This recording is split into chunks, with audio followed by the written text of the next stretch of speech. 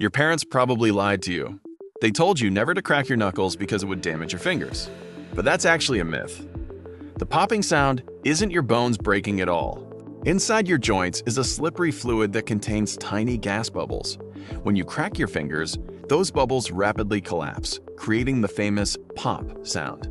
Scientists have studied this for years, and for most healthy people, cracking your knuckles doesn't permanently damage your joints. However, if cracking your fingers causes pain, swelling, or makes it difficult to move them, that's not normal and should be checked by a doctor.